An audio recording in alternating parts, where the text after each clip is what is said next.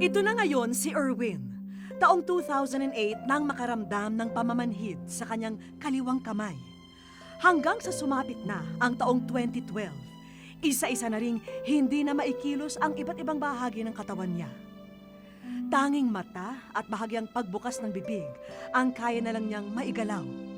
Ilan lamang daw ito sa epektong dulot ng sakit na kung tawagin ay amyotrophic lateral sclerosis o ALS. Sa ALS, dahan-dahang namamatay, nagde-degenerate yung mga nerves na nagbibigay ng lakas sa katawan ng tao. Kaya nga yung sintomas ng tao na may ALS, meron silang dahan-dahan na panghihina. Nitong nakaraang Hulyo hanggang Agosto, nag-viral sa social media ang tinatawag na ALS Ice Bucket Challenge. Layo ng hamon na ito na makalikom ng donasyon para sa ALS charities.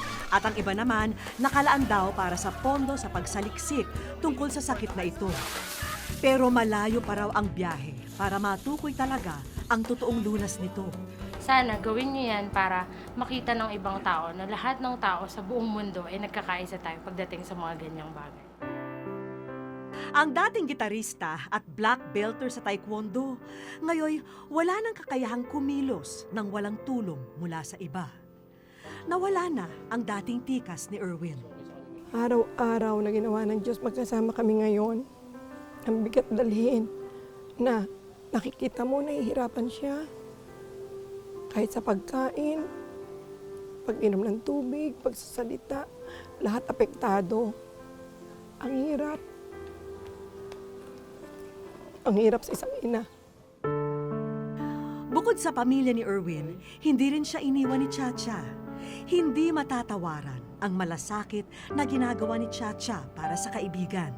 Alam niya raw kasi na sa panahong ito, mas higit na kailangan ng kamay, paa at boses ni Erwin. Baka ito yung isa sa mga purpose ko sa buhay. Tayo, pag meron tayong sakit, kumuha tayo ng lakas sa pamilya mo, sa ibang tao. Ako hindi, baliktad. Ako yung humuhugot ng lakas sa kanya.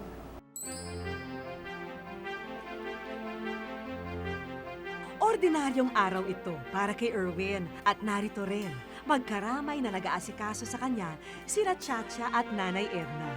Pero may mga bisita rito na mga kaibigan ni Erwin at may hatid na magandang balita. Hi!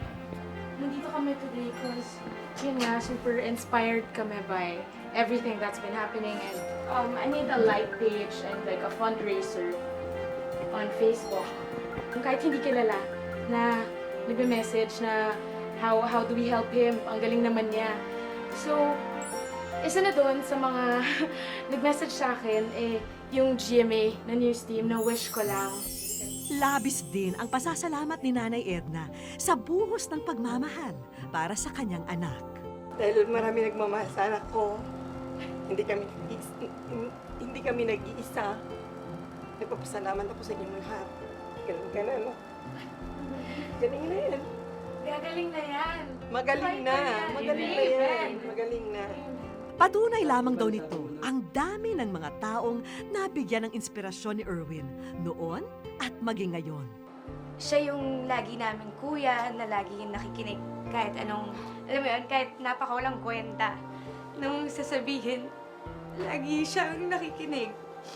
Pati siya yung source of happiness namin lahat. Patuloy ang pagdagsa ng mga bisita. Narito rin ang ilan pang kaibigan ni Erwin na mula nang lumala ang sakit niya ay matagal na niyang hindi nakikita. Namiss ko si Kuya. Siya po kasi pinaka-humble na church best friend ko. Isang espesyal na tao rin ang nais magpaabot ng pagbati para kay Erwin. Ito ang 15 taon na niyang kasintahan na si Malaya at kasalukuyang nasa Singapore. Hello, Erwin! Musta ka na dyan? Pagaling ka at magpalakas at marami pang ipapagawa sa'yo si Lord. At muling maririnig ang tunog at ingay ng gitara mo. I know excited ka nang gumaling and to praise Him and to glorify Him. Sabi mo nga, always keep the faith burning, right? So, we're all here praying for you and we love you. God bless you and get well soon. Tanging pagluha ang naging tugon ni Erwin sa matatamis na salita ni Malea.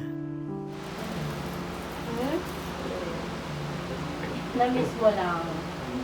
Mula sa amin sa wish ko lang, hangad din naming mapabuti ang iyong lagay, Erwin. Kaya naman, pagdamutan mo na ang tulong pinansyal na ito upang pandagdag sa gastusin sa iyong pagpapalakas. Salamat. Salamat daw sa inyong lahat.